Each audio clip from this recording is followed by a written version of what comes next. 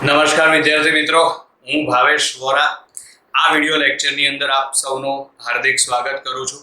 આપણે ધોરણ 12 chapter number 9 માં અત્યાર સુધી એટલે કે 9મા ધોરણમાં જે કોઈ તમારી પાસે વિડિયો આવી ગયા બરાબર છે એમાં આપણે પરાવર્તનની ઘટના ભણી ગયા અને પછી બીજી આપણે વક્રીભવનની ઘટનામાં બધી પ્રાથમિક માહિતી ભણી ગયા, જેમ કે વક્રીભવન એટલે શું, વક્રીભવનના નિયમો, પછી એમાં સ્નેલનો નિયમ, વક્રીભવન વિશેની માહિતી બરાબર છે, આભાસી ઊંડાઈ, વાસ્તવિક ઊંડાઈ, લેટરલ શિફ્ટ બરાબર, આ બધી વસ્તુઓનો અભ્યાસ આપણે અત્યાર સુધી કરી ચૂક્યા છીએ બરાબર છે. આ વિડિયો લેક્ચરની અંદર આપણે એક પ્રકાશીય ઘટના પૂર્ણ આંતરિક પરાવર્તનનો અભ્યાસ કરવાનો છે બરાબર છે. એટલે આ લેક્ચરમાં આપણે પૂર્ણ આંતરિક પરાવર્તન વિશે ભણીશું બરાબર.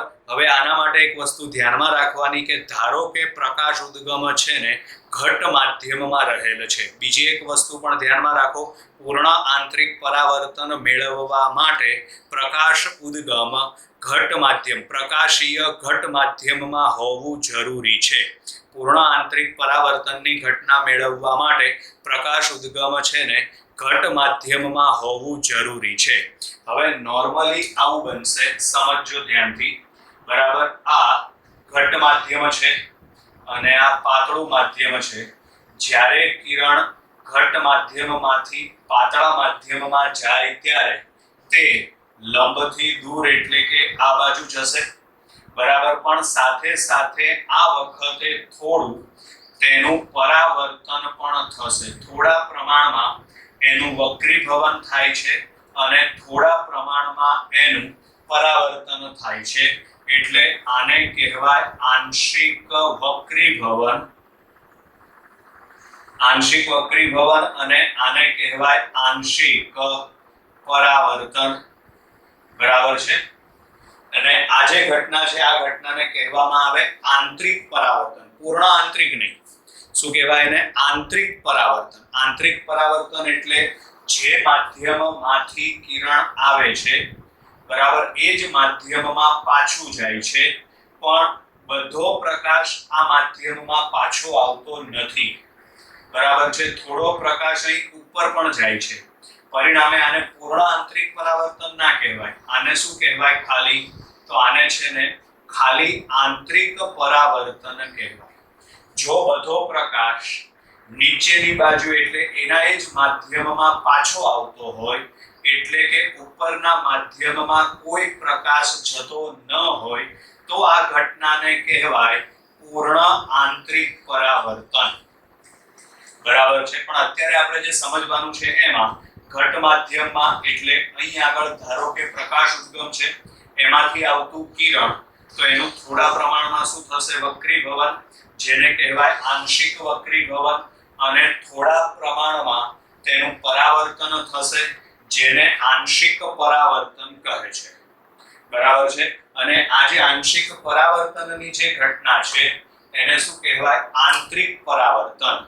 પૂર્ણ આંતરિક નહીં. શું કહેવાશે એને? આંતરિક પરાવર્તન.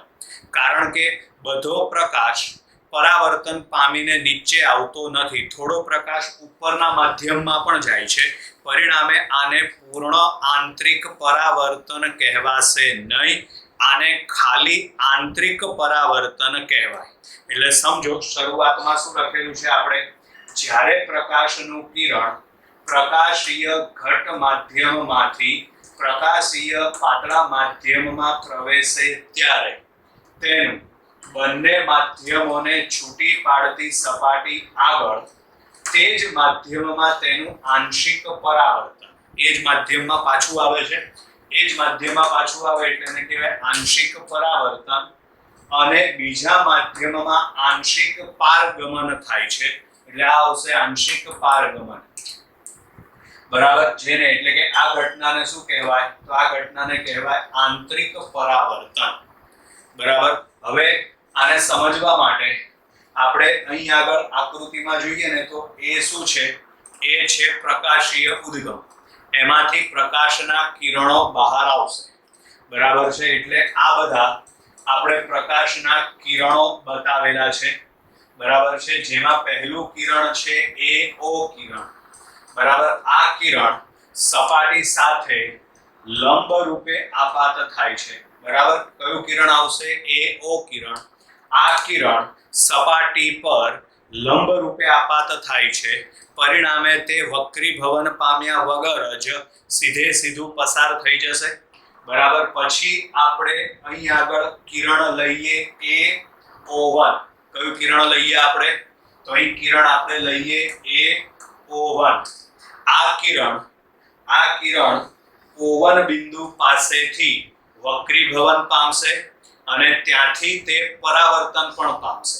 વક્રીભવન પામીને તે O1 B માર્ગે આગળ વધે, જ્યારે પરાવર્તન પામીને આ કિરણ અહીં નીચે આવે છે, બરાબર છે.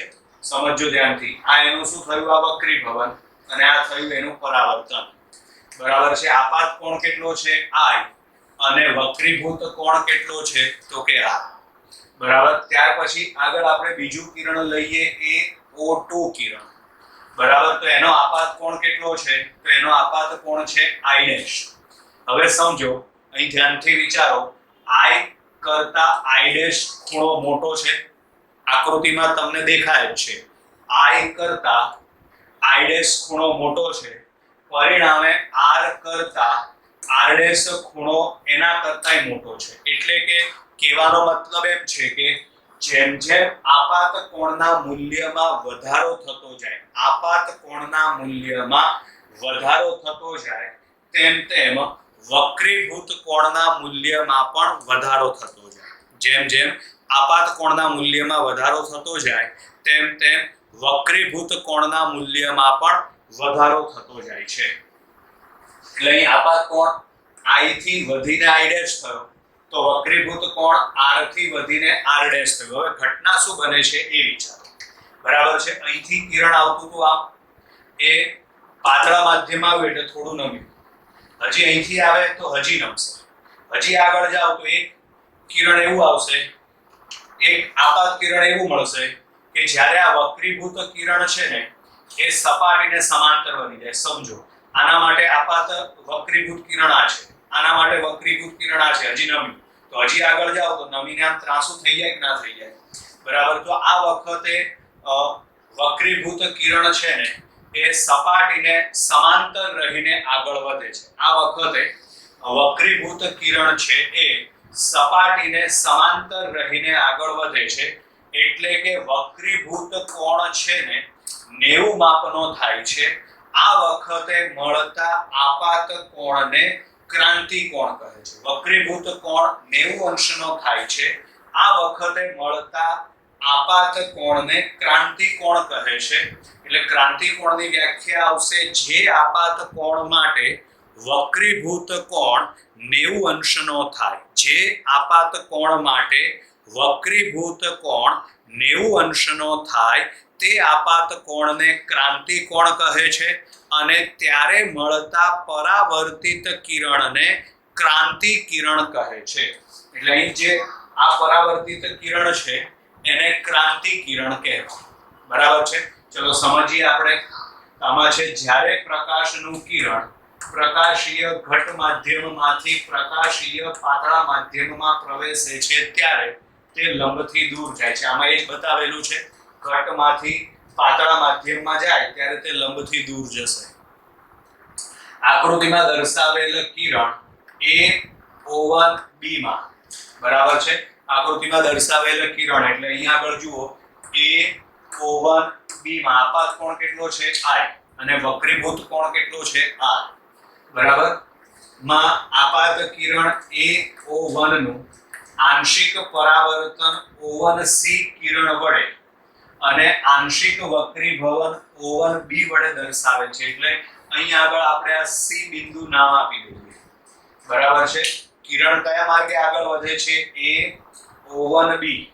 એમાં O1 C એ વક્રીભૂત કિરણ છે અને O1 C એ પરાવર્તિત કિરણ છે, જ્યારે O1 B એ વક્રીભૂત કિરણ છે, બરાબર. એટલે અહીં આગળ આવશે આકૃતિમાં દર્શાવેલ કિરણ AO1 B માં આપાત કિરણ AO1 નું આંશિક પરાવર્તન O1 C કિરણ વડે અને આંશિક વક્રીભવન O1 B વડે દર્શાવેલ છે. અહીં કિરણ ઘટમાંથી કયા માધ્યમમાં જાય છે? પાતળા માધ્યમમાં. તો હમણાં જ આગળ આપણે સમજાવ્યું એ પ્રમાણે આપાત કોણ કરતા વક્રીભૂત કોણ મોટો હશે એટલે I કરતા R મોટો હશે. એટલે અહીં આગળ આપાત કોણ I લેસ ધેન વક્રીભૂત કોણ R. હવે જેમ જેમ આ બાજુ આમ આગળ વધતા જાવ, જમણી બાજુ આગળ વધતા જાવ, તેમ તેમ આપાત કોણના મૂલ્યમાં શું થતો જશે? વધારો. બરાબર. એટલે અહીં આગળ આવશે આપાત કોણનું મૂલ્ય વધારતા વક્રીભૂત કોણના મૂલ્યમાં વધારો થાય છે. કયું કિરણ? તો આગળ આવશે AO3 કિરણ માટે વક્રીભૂત કોણ વધીને 90 અંશનો થાય છે. બરાબર. AO3 કિરણ માટે વક્રીભૂત કોણ 90 અંશનો થાય છે. આ વખતે વક્રીભૂત કિરણ બે માધ્યમને છૂટી પાડતી સપાટીને સમાંતર બને છે. આ વખતે વક્રીભૂત કિરણ બે માધ્યમોને છૂટી પાડતી સપાટીને સમાંતર બને છે. ક્લિયર? બરાબર છે. હવે ક્રાંતિ કોણની વ્યાખ્યા છે તો એમાં છે આપાત કોણના જે મૂલ્ય માટે વક્રીભૂત કોણ 90 અંશનો થાય તે આપાત કોણને ક્રાંતિ કોણ કહે છે. આપાત કોણના જે મૂલ્ય માટે વક્રીભૂત કોણ 90 અંશનો થાય તે આપાત કોણને ક્રાંતિ કોણ કહે છે, જેને IC વડે દર્શાવવામાં આવે છે. આ વખતે મળતું આ જે કિરણ છે એને શું કહેવાય? તો એને ક્રાંતિક કિરણ કહે છે. આ વખતે મળતા આંશિક પરાવર્તિત કિરણને ક્રાંતિક કિરણ કહે છે. હવે આજે આ ખૂણો છે એને શું કીધું આપણે? ક્રાંતિ કોણ. આ વખતે આ વક્રીભૂત કિરણ સપાટીને સમાંતર રહીને આગળ વધે છે. પણ માનો કે હજી એનાથી આગળ ખસીએ તો હજી તમે આગળ ખસો તો અહીં આપાત કોણ છે એ IC કરતા મોટો થઈ જાય. સમજો, જેમ જેમ જમણી બાજુ આવતા જાવ ને તેમ તેમ આપાત કોણના મૂલ્યમાં વધારો થતો જાય છે. તો અહીં જે ખૂણો મળશે એ ખૂણો IC કરતા તો મોટો જ હશે. એટલે એનો મતલબ એમ થાય કે આપાત કોણનું મૂલ્ય ક્રાંતિ કોણ કરતા મોટું છે. આપાત કોણનું મૂલ્ય ક્રાંતિ કોણ કરતા મોટું છે. પરિણામે આ વખતે કિરણ વક્રીભવન પામીને બીજા માધ્યમમાં જવાના બદલે પરાવર્તન પામીને એ જ માધ્યમમાં પાછું આવે છે. બરાબર. પરાવર્તન પામીને એ જ માધ્યમમાં પાછું આવે છે. આ ઘટનાને શું કહેવાય? તો આ ઘટનાને કહેવાય પૂર્ણ આંતરિક પરાવર્તન. બરાબર. એટલે અહીં આગળ છે જો હવે આપાત કોણનું મૂલ્ય ક્રાંતિ કોણથી વધે તો આ ક્રાંતિ કોણથી વધી ગયું વધે તો આપાત કિરણ વક્રીભવન પામીને બીજા માધ્યમમાં જવાના બદલે તે જ માધ્યમમાં પરાવર્તન થાય છે, જેને પૂર્ણ આંતરિક પરાવર્તન કહે છે. હવે એના માટેની શરત મેળવવા માટે અહીં આગળ આપાત બિંદુ આજે O3 છે ત્યાં તમે સ્નેલનો નિયમ લાગુ પાડી દો. તો અહીં વક્રીભવનાંક છે N1 અને ખૂણો છે IC. અહીં વક્રીભવનાંક N2 અને ખૂણો છે 90. એટલે O3 બિંદુ પાસે સ્નેલનો નિયમ લાગુ પાડતા N1 sin I બરાબર N2 sin 90. ચલો અહીં આગળ sin 90 ની કિંમત તો sin 90 ની કિંમત આવશે 1. બરાબર. હવે અહીં આગળ છે N1 sin IC બરાબર N2 sin 90 બરાબર 1. હવે આમાં N1 ને તમે છેદમાં લઈ જાવ એટલે sin IC બરાબર N2/N1. આને કહેવામાં આવે N21. હવે આપણે એવું માની લઈએ ધારો કે ઉપરનું જે આ પાતળું માધ્યમ છે ને એ હવા છે. તો હવા માટે શું પરિસ્થિતિ આવશે? તો ઉપરનું માધ્યમ હવા હોય તો N2 બરાબર 1 અને છેદમાં જે બાકી વધે છે N1.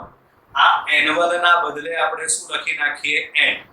બરાબર. ઉપરનું માધ્યમ હવા હોય તો N2 બરાબર 1 અને n1 બરાબર n લેતા આ કિંમત ઉપર મૂકી દો એટલે sin IC બરાબર સૂત્ર શું આવશે 1/n બરાબર. એક બીજી વસ્તુ ધ્યાનમાં રાખો, કિરણ પૂર્ણ આંતરિક પરાવર્તન પામે એના માટેની શરત કઈ? તો એના માટેની શરત આપાત કોણનું મૂલ્ય ક્રાંતિ કોણ કરતા મોટું હોવું જોઈએ. બરાબર. પૂર્ણ આંતરિક પરાવર્તન માટેની શરત આપાત કોણનું મૂલ્ય ક્રાંતિ કોણ કરતા મોટું હોવું જોઈએ.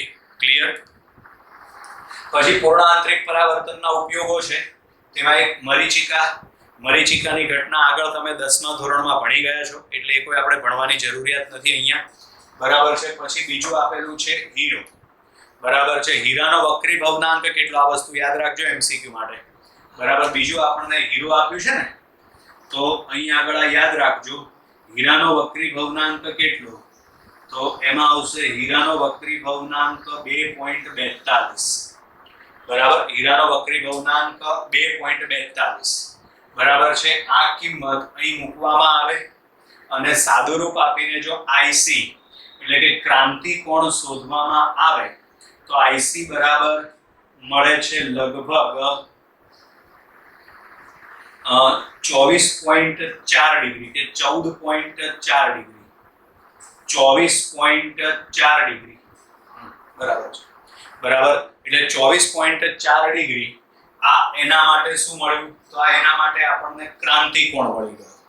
હવે હીરાને ઝળહળતો દેખાવા માટે એને યોગ્ય આકારમાં ઢાળવામાં આવે છે, એટલે કે હીરા ઉપર પેલ પાડવામાં આવે છે. હવે પરિસ્થિતિ એવી આવશે કે જ્યારે કિરણ અંદર દાખલ થાય, આ પહેલ એવી રીતે પાડેલા હોય કે જ્યારે કિરણ છે ને અંદર દાખલ થાય ને, બરાબર છે, પછી અંદર જ પૂર્ણ આંતરિક પરાવર્તન પામે, બહાર નીકળી શકે નહીં. પરિણામે હીરો આપણને ઝળહળતો દેખાય. એટલે આવું MCQ માં એકાદ બે વખત પૂછાઈ ગયું છે કે હીરો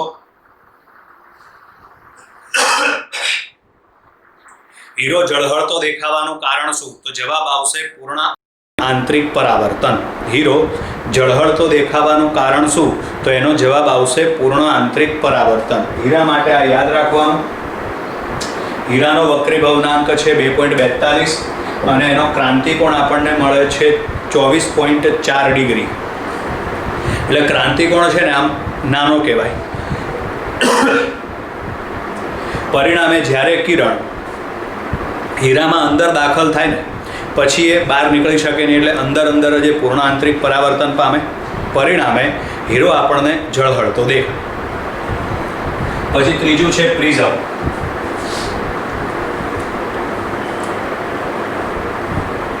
બરાબર. ત્રીજું છે પ્રિઝમ. તો નોર્મલી પ્રિઝમનો વક્રી ભવનાંક કેટલો હોય? તો નોર્મલી પ્રિઝમનો વક્રી ભવનાંક 1.5 ડિગ્રીનો હોય છે. બરાબર છે. હવે આપણે અહીં પ્રિઝમ લઈએ. ધારો કે આપણે આ રીતનો કોઈ પ્રિઝમ લીધેલો છે. બરાબર. એમાં આ ખૂણો છે 90 ડિગ્રી, ઉપરનો આ ખૂણો છે 45 ડિગ્રી અને નીચેનો આ ખૂણો છે 45 ડિગ્રી. હવે ધારો કે કોઈ કિરણ આ રીતે આમ આપાત થાય છે. બરાબર છે. તો હવે અહીંથી તે પરાવર્તન પામશે. બરાબર. સમજો અહીં સપાટીને લંબ દોરી દઈએ ને એટલે આ ખૂણો કેટલા માપનો આવશે? તો આ ખૂણો આવશે 45 માપનો. સમજો ધ્યાનથી. પ્રિઝમ માટે વક્રી ભવનાંક કેટલો છે? 1.5. હવે આમાં કિંમત લખીએ આપણે. sin IC બરાબર 1/n, n બરાબર 1.5. આનું સાદુરૂપ આપીને IC શોધવામાં આવે તો જવાબ આવે નિયરલી ઇક્વલ ટુ 42 ડિગ્રી. આ વસ્તુ યાદ રાખજો. જેનો વક્રી ભવનાંક 1.5 હોય એના માટે ક્રાંતિ કોણ કેટલો મળે? Nearly equal to 42 degree. બરાબર છે. હવે સમજો ક્રાંતિ કોણ કેટલો છે? 42 ડિગ્રી. અહીં આપાત કોણ કેટલો છે? 45. એટલે આપાત કોણનું મૂલ્ય મોટું થયું અને જો આપાત કોણ મોટો હોય તો પૂર્ણ આંતરિક પરાવર્તન થશે, જેના કારણે કિરણ આ રીતે આમ નીચેની બાજુએ આગળ વધશે. આ વખતે કિરણને મળેલું વિચલન કેટલું આવે? તો આ વખતે કિરણનું વિચલન થશે 90 ડિગ્રી. બરાબર છે. ચલો હવે ત્યાર પછી આગળ ધારો કે આ રીતે આમ, ધારો કે આ રીતે આમ પ્રિઝમ મૂકેલો છે. હવે એમાં અહીંથી તમે કિરણ આપાત કરો છો, બરાબર. પરિણામે કિરણ અહીં આપાત થાય તો આ ખૂણો કેટલા માપનો આવશે? તો આ ખૂણો ઉપરની જેમ જ 45 ડિગ્રીનો આવશે. ક્રાંતિ કોણનું મૂલ્ય કેટલું આવશે? 42 ડિગ્રી. એટલે આપાત કોણ છે ને ક્રાંતિ કોણ કરતાં મોટો થશે. પરિણામે કિરણ પૂર્ણ આંતરિક પરાવર્તન પામીને નીચેની બાજુએ જશે. ત્યાં પણ એવી જ રીતે આ ખૂણો કેટલા માપનો આવશે? 45 ડિગ્રીનો. પરિણામે કિરણ ફરીથી પૂર્ણ આંતરિક પરાવર્તન પામે છે અને પૂર્ણ આંતરિક પરાવર્તન પામીને તે આ રીતે આગળ વધે. એટલે આ વખતે કિરણનું વિચલન કેટલું થયું કહેવાય? તો આ વખતે કિરણનું વિચલન છે ને 180 ડિગ્રી કહેવાય. આ વખતે કિરણનું વિચલન છે ને 180 ડિગ્રી કહેવાય. ક્લિયર? પછી આપણે પૂર્ણ આંતરિક પરાવર્તનનો ચોથો ઉપયોગ છે ઓપ્ટિકલ ફાઇબર. અત્યારે ઓપ્ટિકલ ફાઇબરનો ઉપયોગ પુષ્કળ પ્રમાણમાં થાય છે. ઓપ્ટિકલ ફાઇબર કયા સિદ્ધાંત અનુસાર કામ કરે? તો એનો સિદ્ધાંત આવશે પૂર્ણ આંતરિક પરાવર્તન. ઓપ્ટિકલ ફાઇબર શેમાંથી બનાવવામાં આવે? તો યાદ રાખવાનું, ગ્લાસ અથવા તો ફ્યુઝડ ક્વાર્ટ્ઝમાંથી એને બનાવવામાં આવે છે. એનો વ્યાસ કેટલો? તો યાદ રાખવાનું 10 થી 100 માઇક્રોમીટર સુધી. એટલે ઓપ્ટિકલ ફાઇબર છે ને એ વાળ જેટલા પાતળા હોય. ઓપ્ટિકલ ફાઇબર છે ને એ વાળ જેટલા અત્યંત પાતળા હોય. ઓપ્ટિકલ ફાઇબર શેમાંથી બનાવાય? તો ગ્લાસ અથવા તો ફ્યુઝડ ક્વાર્ટ્ઝમાંથી. વ્યાસ કેટલો? તો કે 10 માઇક્રોમીટરથી 100 માઇક્રોમીટર સુધીનો. બરાબર છે. એનો ઉપયોગ આવશે કોમ્યુનિકેશન માટે અને મેડિકલ સાયન્સ માટે. બરાબર. કોમ્યુનિકેશનની અંદર તો અત્યારે બહુ જ પ્રચલિત શબ્દ છે જીઓ ફાઇબર. બરાબર છે. ગીગા ફાઇબર એ ઘણા કહેતા હોય છે. તો આ જીઓ ફાઇબર અથવા તો ગીગા ફાઇબર એ શું છે? તો એ કોમ્યુનિકેશન માટે, મોબાઈલ કોમ્યુનિકેશન હોય, ઇન્ટરનેટ કોમ્યુનિકેશન હોય, બરાબર છે, એના માટે એ લોકો ફાઇબરનો ઉપયોગ કરે છે, જે આપણે અત્યારે ભણીએ છીએ. ઓપ્ટિકલ ફાઇબર જેને કહેવાય. બરાબર છે. ચલો, એટલે અહીંયા આગળ ચોથો ટોપિક આવશે ઓપ્ટિકલ ફાઇબર. બરાબર. આ ઓપ્ટિકલ ફાઇબરનો સિદ્ધાંત શું આવશે?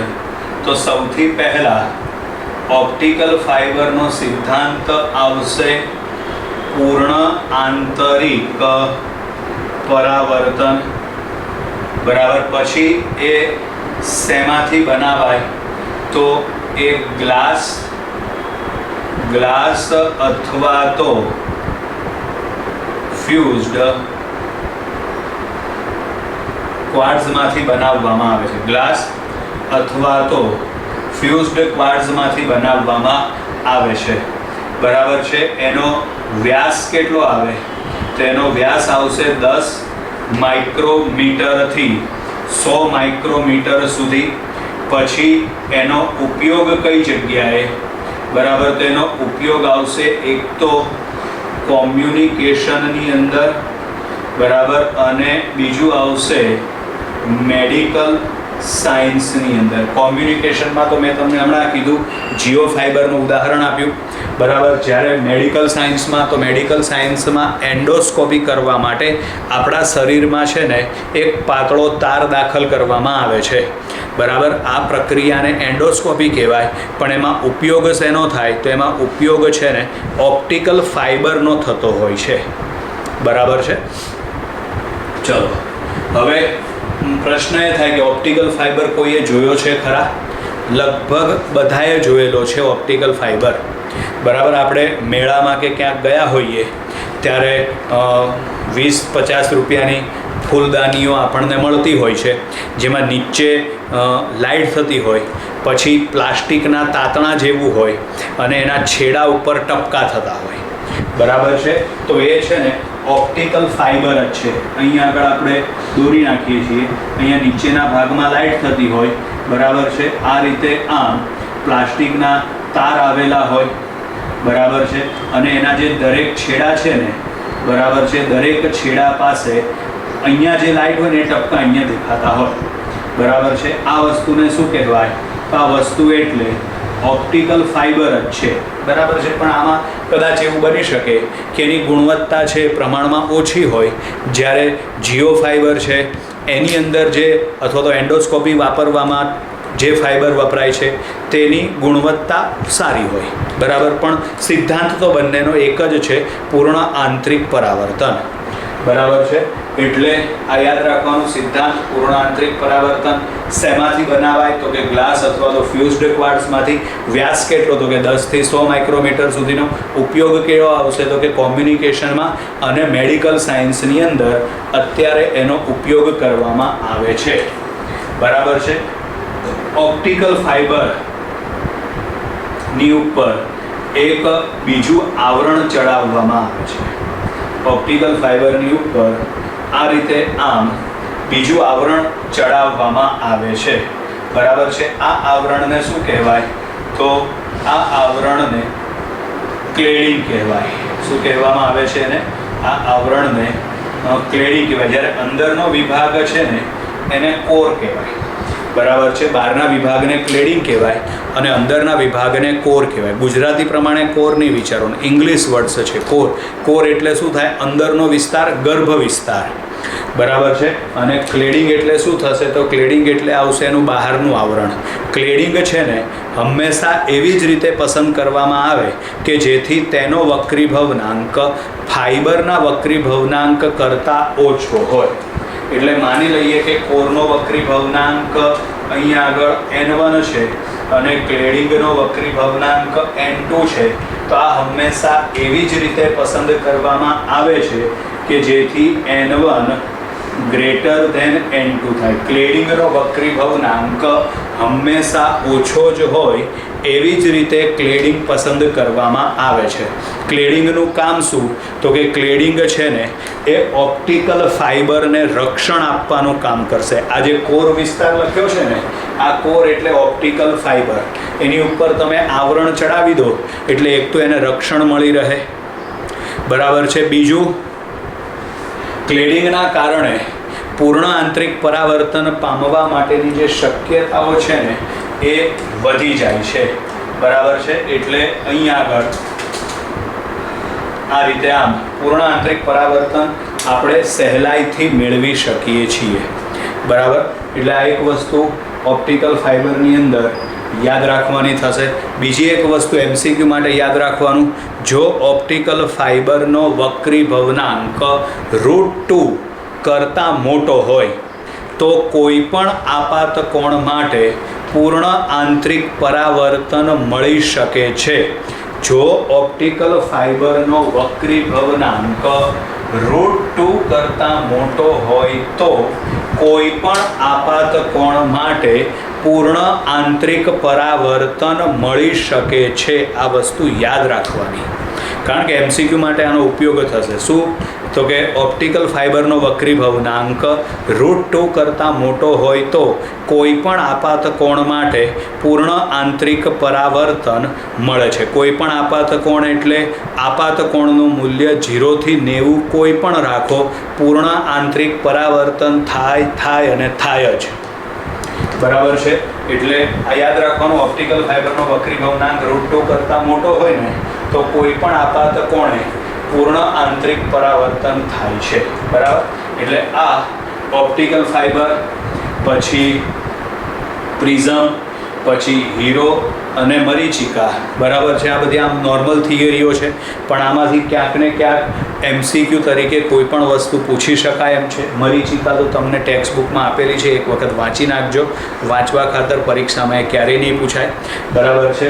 જ્યારે હીરો, પ્રિઝમ અને ઓપ્ટિકલ ફાઇબર, આ બધી વસ્તુઓ તમારે MCQ માટે તૈયાર કરવાની છે. એના રિલેટેડ, ઓપ્ટિકલ ફાઇબરના રિલેટેડ એકાદ બે દાખલાઓ પણ આપણને આપેલા છે, તો એના માટે પણ આ વસ્તુનો ઉપયોગ થશે, બરાબર વિદ્યાર્થી મિત્રો. તો અહીં આગળ આપણે આ પૂર્ણ આંતરિક પરાવર્તનની થિયરી અને તેના ઉપયોગો પૂરા કરીએ છીએ. Bye bye.